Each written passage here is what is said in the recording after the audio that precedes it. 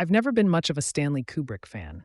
It's not that he isn't a good director, but his style is too preachy for me.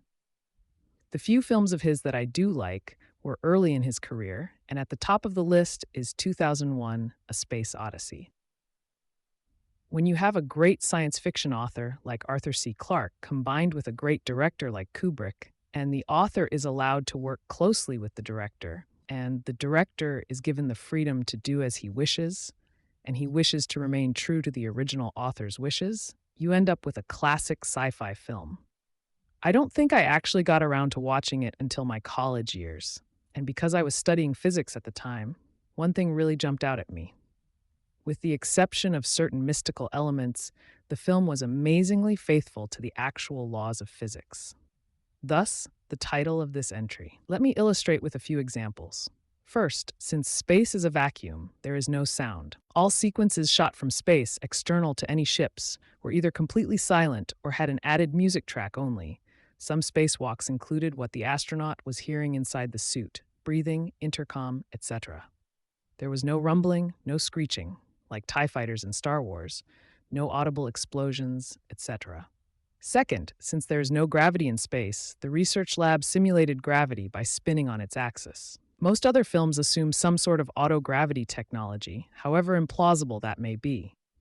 In the Orion shuttle vehicle, which looked uncannily like the future NASA space shuttle, they used magnetic shoes, getting around by carefully making sure one foot is firmly planted before lifting the other. One scene where a hatch is blown open and everything shoots out into space, you can see how the papers fly straight out as if there was no air resistance, just as expected. Objects in motion in space stay in motion, virtually forever, as predicted by Newton's first law. This attention to detail, which I attribute to Clarke's influence, adds to the film's sense of realism. In the era of NASA's moon missions, a year before the first lunar landing, the memory of real space footage was fresh in audiences' minds to compare it to. It is amazing that you can hardly tell the difference between the effects achieved in 1968 and something you might see in a news item on the ISS today. Also, adding to the realism was Kubrick's choice to film many scenes almost in real time, giving a sense of the long hours and slow motion required to work in space. The famous end sequence, which is artsy and largely symbolic, probably included his touch. I always loved it, even though it seems incomprehensible. Another one of Kubrick's influences was the musical score. I've now learned that there was an original score already composed, which was scrapped by Kubrick in favor of his own choices of classical pieces. And those choices were absolutely outstanding. The Zarathustra piece by Strauss was made famous by the film itself. Originally representing a sunrise, the music evokes anticipation of something big about to happen. In the film, it is used at great turning points in the proposed history of man. The Danube Waltz was used for long sequences in space. I subconsciously always thought this was a perfect match, but didn't know why, until one day I realized that everything in space moves slowly and continuously like a ballet dance.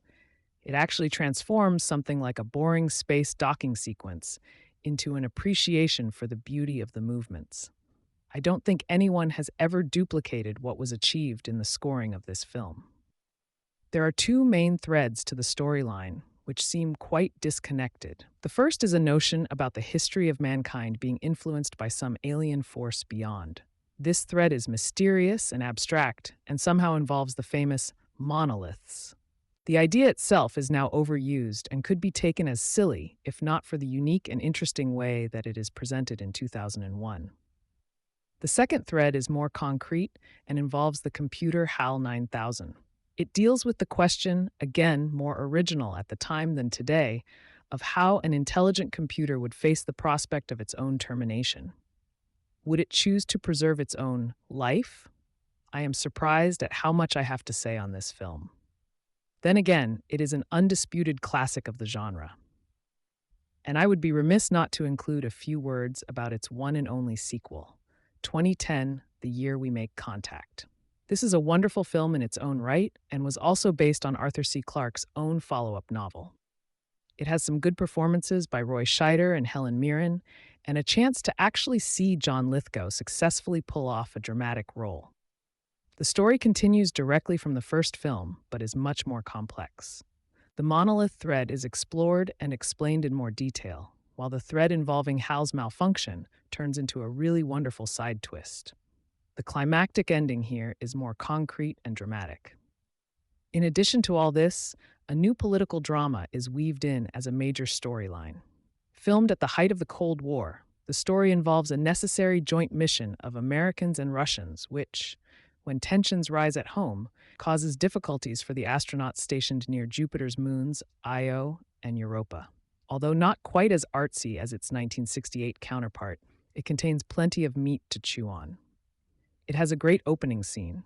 A Russian flags down Scheider at a large antenna array to propose the mission. The dialogue between them is highly entertaining. The only embarrassing element for me is the attempt to bring Bowman back as some eternal star child, but I hear that was Clark's idea too. Finally, I end as I started by giving the sequel, 2010, an A+ in its faithfulness to the laws of physics, just like its predecessor. I was actually teaching physics to high school students at the time I saw it, and remember other science teachers marveling at this. Again, the ship simulates gravity based on centrifugal rotation of the living quarters. When they reach the Discovery spaceship from the first mission, it is found spinning lengthwise on its axis like a twirling baton. This is physically accurate, since any freely floating object will, with random perturbation, eventually move toward rotation around its greatest moment of inertia. And all the no-gravity space scenes look just as good, even without the classical music. There are a few exceptions, though, like when Scheider floats a pen in mid-air in the rotating cabin. I'm afraid a gravity simulated by rotation would appear to drop that pen right to the ground, even though it would only be Newton's first law in action.